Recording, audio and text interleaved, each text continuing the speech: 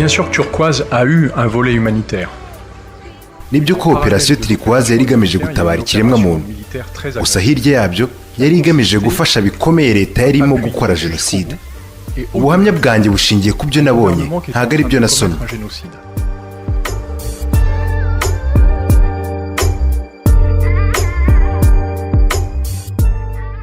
Imyaka irashize mu Rwanda habaye amahano atari yarabaye ahandi, aho imbaga yishwe rw'agashinyaguro, ubwoko ari icyaha, wari umuturanyi akaba umwanzi, ababyeyi barihekora sinakubwira, miliyoni irenga y'abatutsi bazira uko rurema yabaremye. Imyaka twibuka abacu bazize jenoside yakorewe abatutsi, twibuka abo twabuze tukibakunze, twibuka bagiye mu muryango mpuzamahanga urebera, aho aboherejwe mu Rwanda aho gutabara bakoze ibishoboka ngo bakingire ikibaba bari bamaze kuruhekura. Yari jenoside izahora yibukwa nk'iyakoranywe ubugome kurusha izindi. Jenoside yabaye ubwo mu Rwanda hari ingabo z'umuryango w'abibumbye, ariko ngo nta butumwa zari zahawe bwo kwihagarika. Igihangange Leta Zunze Ubumwe za Amerika zaherukaga gutakaza abasirikare benshi muri Somalia, bityo ngo ntabwo cyashaka kongera kwivanga mu bibazo by'Abanyafurika.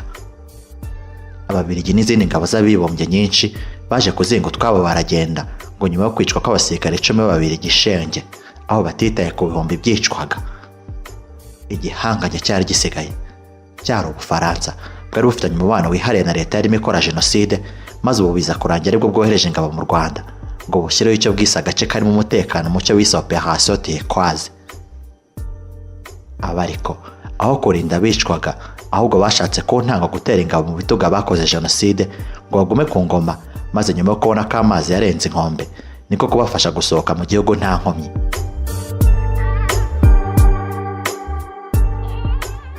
Operasiyo Turquoise niyo tugiye kukubwira kujya wumva. Ndi Jado Dukuze.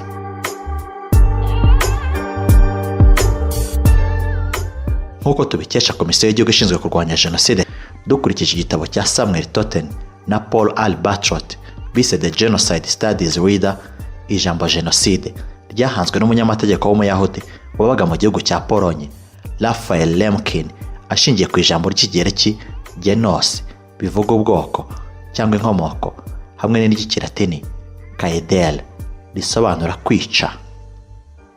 Raphael Lemkin hangira ijambo yashakaga kwerekana itandukaniro riri hagati ya jenoside n'ibindi byaha ndengakamere byibasira inyokomuntu, crime contre l'humanité cyangwa se crimes against humanity. Ni nyuma ya jenoside yari yakorewe ubwoko bwabo, Holocaust, tuzakubwira mu biganiro byacu biri imbere. Iki cyaha gishingiye ku mugambi wo kurimbura burundu abantu bo mu bwoko, bo mu idini cyangwa batuye ahantu runaka. Ntabwo abantu barimburwa baba bazize yuko bari ku rugamba cyangwa ngo bahorwe ibindi byaha, ahubwo bazira uko bavutse. Mu by'ukuri abakora jenoside nibo bashyiraho ibiranga abo bashaka kurimbura. Mu Rwanda hari byinshi byagaragazaga ko jenoside irimo gutegurwa kuva hambere. Aha harimo gucamo ibice bene gihanga bagashyirwa mu bwoko, niko kubyandika mu ndangamuntu, kubigisha ko badakomoka hamwe, ndetse n'ibindi bitandukanye. Gusa ngo ntabwo byaje gutyo. Nk'uko bigaragara mu gitabo Chrétien na Jean Pierre bise The Great Lakes of Africa, 2000 Years of History, u Rwanda kugeza mu mwaka w'1700 rwari rugabanyijemo ubwami bugera ku 8, aho bwari bukomeye ari ubwami bw'u Rwanda rwa Gasabo, buyobowe n'Abanyiginya, bwari bumwe mu bwoko bwari butuye u Rwanda. Ubu bwami bwaje gukora ibishoboka bwagura igihugu cyane cyane ku ngoma ya Kigeli wa kane Rwabugiri, wagejeje u Rwanda kure. Mu nama yo kugabana Afurika yabereye i Berlin, u Rwanda n'u Burundi byaje guhabwa igihugu cy'Ubudage ngo kibukolonize, aho Abadage bageze mu Rwanda mu mwaka w'1897, aho babanje gukorana n'umwami, dore ko kubera ko nta ngabo nyinshi bageraga, aba bakoreshaga tekinike yo kumvikana nabo bagiye gukoloniza. Nyuma yo gutsindwa kw'Abadage mu ntambara ya mbere y'isi, u Rwanda n'u Burundi bahawe Ababiligi. Aba baje batandukanye, bazana politiki yo gucamo abantu ibice ngo babayobore.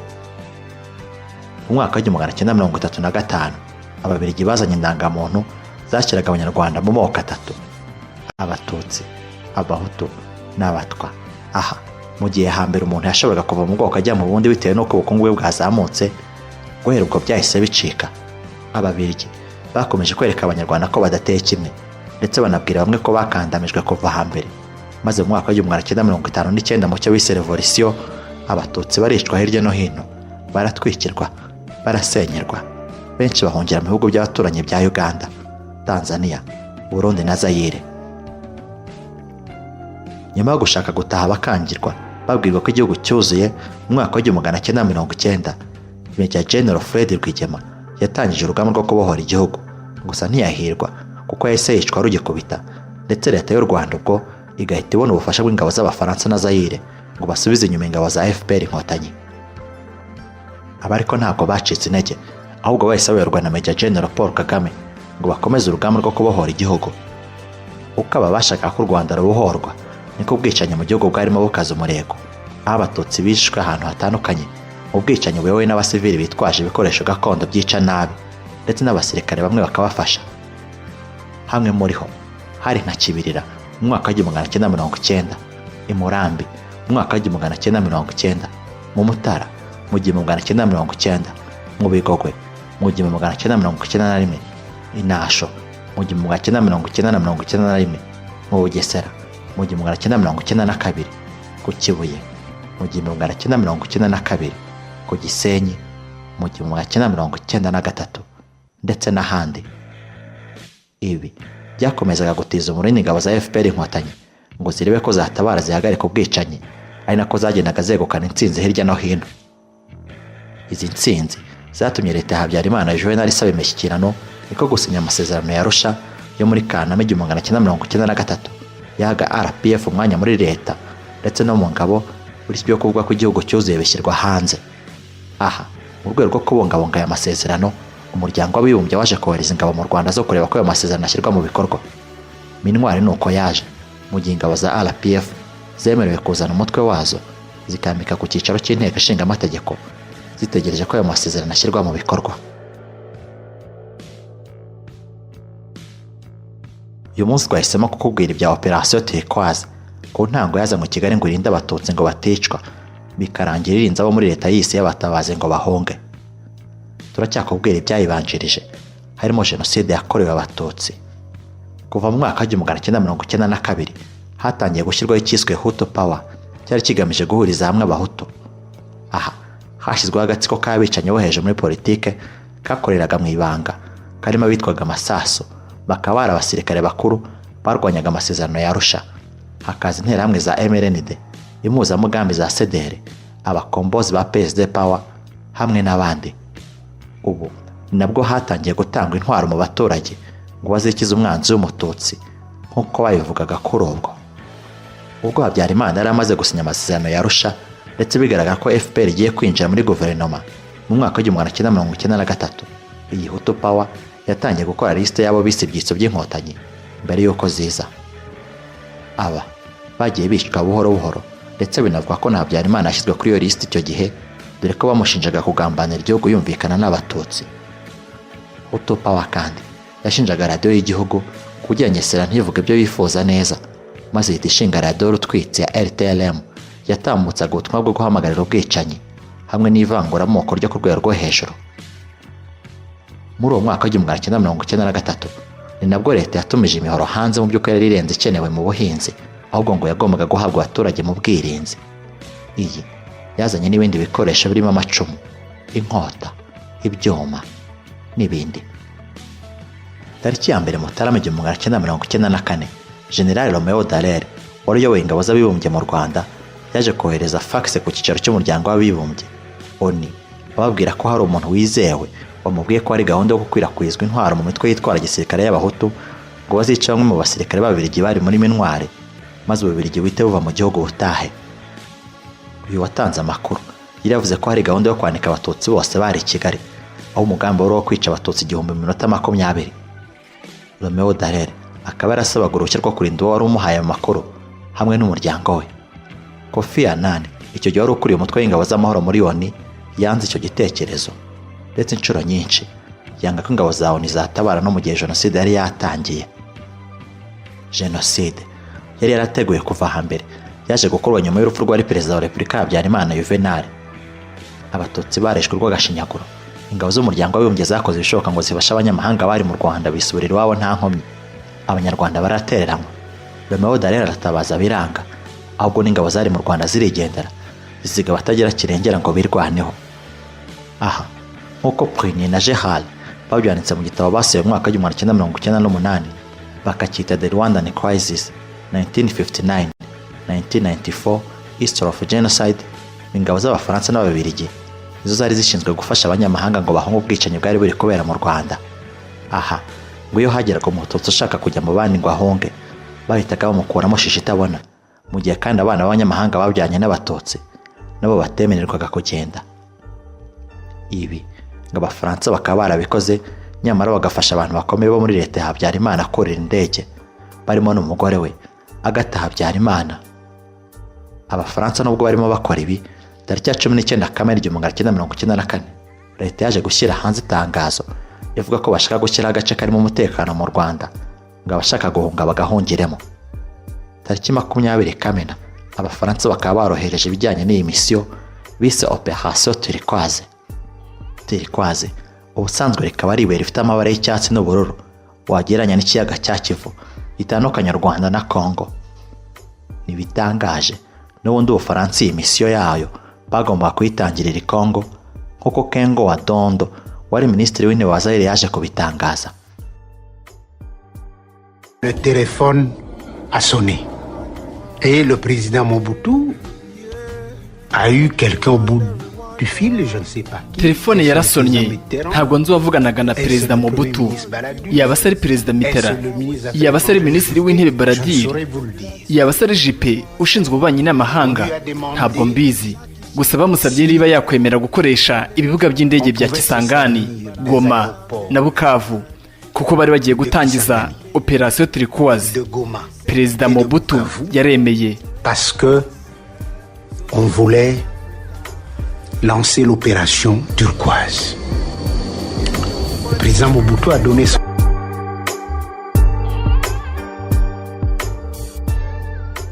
Operation Turquoise bwari ubutumwa bw'ingabo 500 z'Abafaransa zoherejwemo mu Rwanda nyuma y'umwanzuro w'akanama ka Loni gashinzwe umutekano wo ku 22 Kamena 1994. Intego yari uguhagarika ubwicanyi.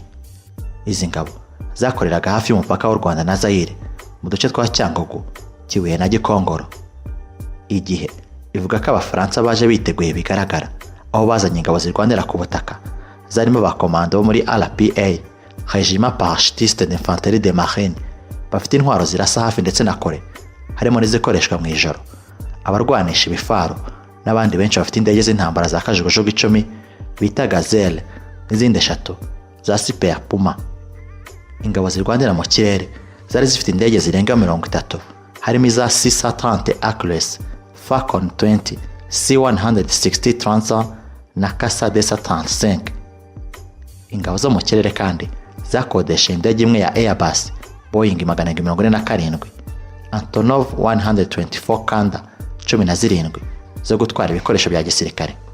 Ingabo zirwanira mu mazi zari zifite indege yitwa Blanquette Atlantique, imwe ya kabuhariwe mu kuyobora imirwano, gutanga amakuru no kugenzura umwanzi, Operation, Transmission and Observation.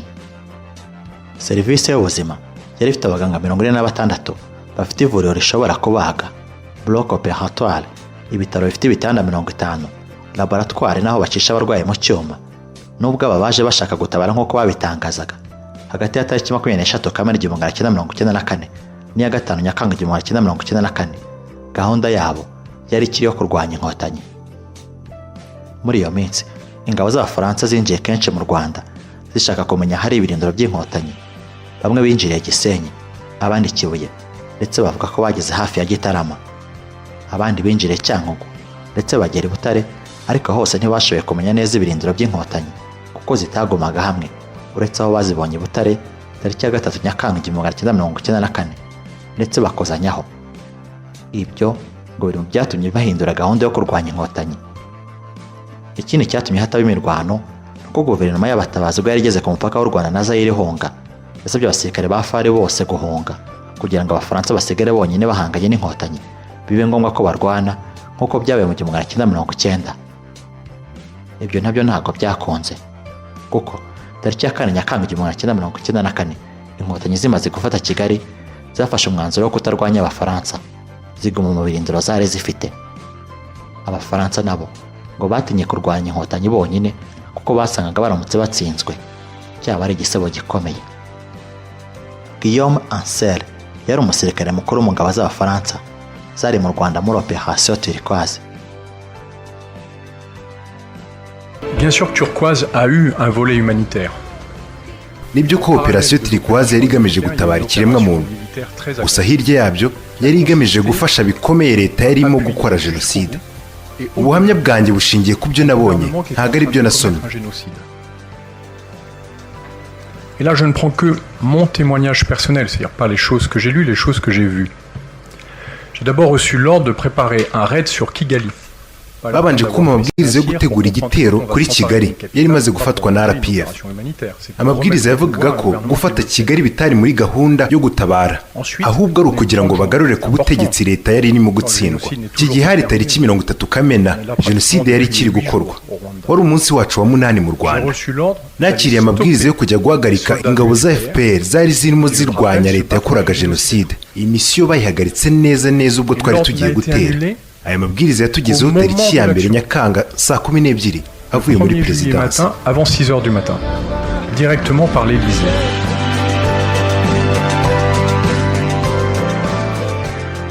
Nk'uko twabikubwiye, icyahoze ari perefegitura ya Kibuye ni hamwe mu zone Turquoise yakoreraga, aho Bisesero kari kamwe mu duce twari tugeze y'intara. Aha ni hamwe mu hantu hazwi hari abatutsi bihagazeho bagahangana n'interahamwe ku buryo bwose, cyane ko kuva kera amateka yari abazi nk'intwari z'indwanyi. Aha baharokokeye bavuga ko batakambye ingabo z'Ubufaransa ngo zibakore mu maboko y'interahamwe n'abasirikare bari bamaze kubicamo abarenga 40 zigaterera hagati mu ryinyo kugeza ubwo abandi barenga 4000 bishwe mu minsi 3 gusa. Kuwa 27 Kamena 1994 nibwo Abafaransa bageze mu Bisesero, aho abatutsi benshi bari bihishe mu misozi baje kubasanganira bizeye ko babatabara. Aba barabinginze, ariko aho kubatabara Abafaransa barabasiga babasigira interahamwe zahise zisuganya kuko benshi bari bamaze no kuva aho bari bihishe bizeye ko Abafaransa babatabara. Mu minsi 3 yakurikiyeho Abafaransa bakimara kugenda haje ibitero biteye ubwoba byica abantu barenga 4000 muri 6 birenga byari byasigaye. Byari akagambane. General James Kabarebe yabitangarije mu Bisesero mu mwaka wa 2017. Ni akagambane bagiriwe n'Abafaransa n'Abazungu badafite icyo bapfana n'u Rwanda, badafite inkomoko mu Rwanda, badafite igisekuruza mu Rwanda, batakabaye bafite icyabazanye mu Rwanda, badafite n'uburenganzira bwo kuhaba no kuhakorera ikintu icyo ari cyo cyose. Ariko byarabaye. Aba bantu rero bafatanyije n'abicanyi hano ari abanyamahanga b'Abafaransa batangiye kera cyane, ari ingengabitekerezo ya jenoside bayigizemo uruhare, ari ukuyishyira mu bikorwa bayigizemo uruhare. Intambara yo kubohora igihugu cyacu 1990 itangira, baraje barwanya FPR inkotanyi, barwana n'ingabo z'inkotanyi guhera 1990 kugeza 1993, aho ku rugamba ubwabo batsindiwe. Ndibuka ibitero bya Byumba muri 1992 batera bafatanyije n'ingabo zari za leta icyo gihe za Habyarimana, bararwanye baratsindwa baranahunga barananirwa. Izo ni imbaraga zikomeye cyane, kandi zishingiye mu kurwanira ukuri. Ntacyo barwaniraga, ntacyo barengeraga.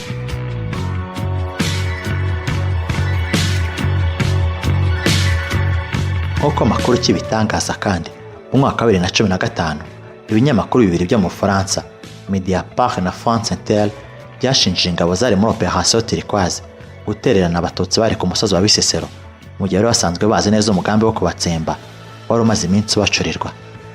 Aha mu igenzurwa ryakozwe mu mwaka wa 2005 rikurikiye ibirego byatangwaga n'abarokoze jenoside mu Rwanda ngo ryanenze bikomeye imyitwarire y'ingabo z'Abafaransa kuba zaratinze gutabara abatutsi bari batuye mu Bisesero, aho zahageze nyuma y'iminsi 3 zitabajwe zisanga abatutsi 1000 bamaze kwicwa n'interahamwe. Uyu muryango bavuga ko Lieutenant Colonel Jean-Remy Duval wari ukuriye abasirikare bari muri ako gace ndetse akanemeza neza ko yiboneye ibyahaberaga, ngo yavuze ko ku itariki ya 27 Kamena 1994 yari yamenye umugambi wo gutsemba abanyabisesero, ariko ngo akagira ubwoba bwo kujya kubatabara adahawe uburenganzira. Uyu ngo byatumye asaba uburenganzira bari bamukuriye barigoma mu cyahoze ari Zaire akoresheje telefone na fax, ariko bakaza kutagira icyo bamusubiza bakicecekera.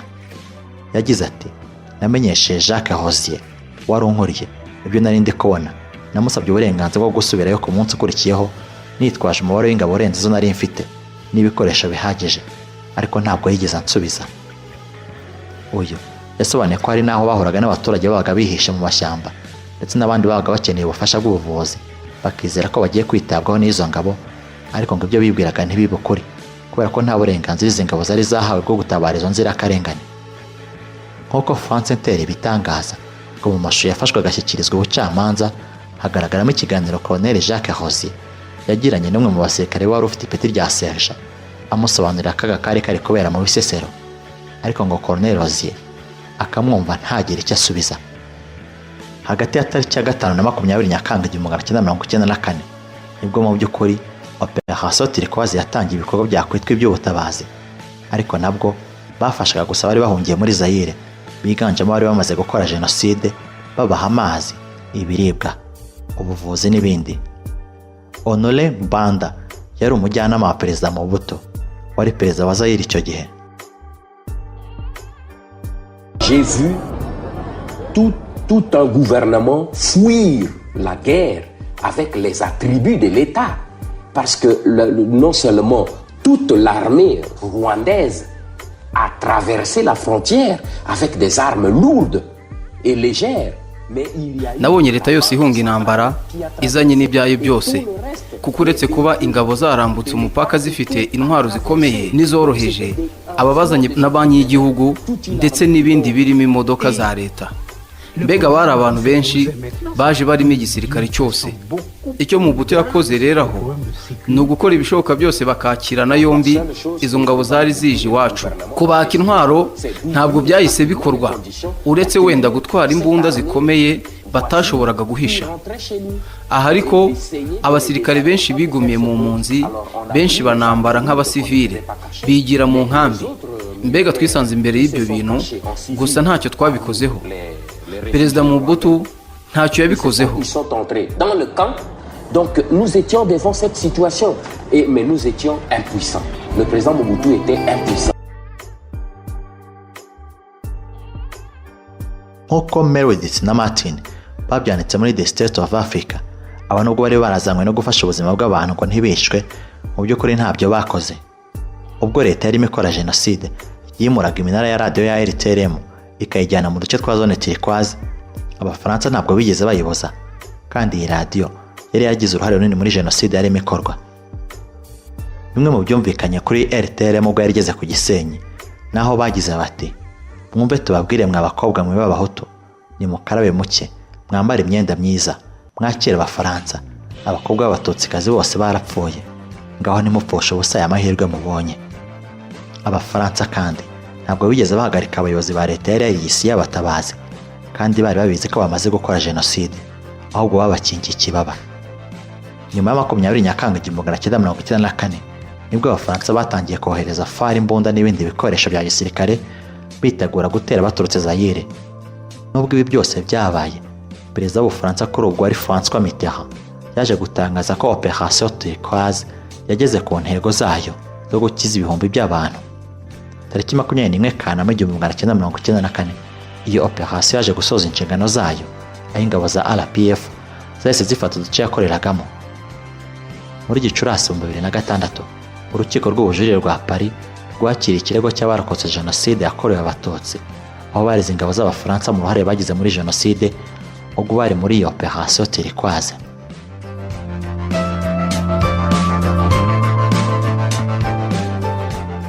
Uyu munsi twakubwiraga ibya Operation Turquoise Abafaransa bazanye mu Rwanda ngo bakize ikiremwa muntu, ariko bikarangira mu nyandiko gusa, dore ko ntacyo bakoze ngo bahagarike ubwicanyi bwarimo bukorwa. Jenoside yakorewe Abatutsi ni jenoside yagize umwihariko nk'uko CNLG bitangaza, dore ko abantu benshi cyane bishwe mu gihe gito, ahishwe abagera kuri miliyoni n'ibihumbi 714 mu minsi 100 gusa. Abaturage basanzwe kandi benshi bishe bagenzi babo bari batoranye ku misozi, basangiraga, basenganaga, bashyingiranaga n'ibindi. Abicwaga n'abicaga bari bahuje umuco n'ururimi. Abaturage bishe bari bafitanye isano rya hafi. Ni jenoside yakoreshejwemo intwaro za gakondo zitica vuba nk'ubuhiri, ubufuni hamwe n'izindi, hagamijwe gushinyagurira abicwaga. Hakoreshejwe ubugome bukabije, kwicukurira, kwihamba, gukubita abana ku nkuta, kwanduza sida, kurya abantu no kunywa amaraso hamwe n'ibindi. Inzego zose za leta, amadini n'imiryango inyuranye zagize uruhare mu bwicanyi. Loni, amahanga n'imiryango mpuzamahanga iharanira uburenganzira bwa muntu batereranye u Rwanda kandi bahari. Reka twe tuvuge ngo ibyabaye ntibizongere ukundi. Nge nari Jado Dukuze.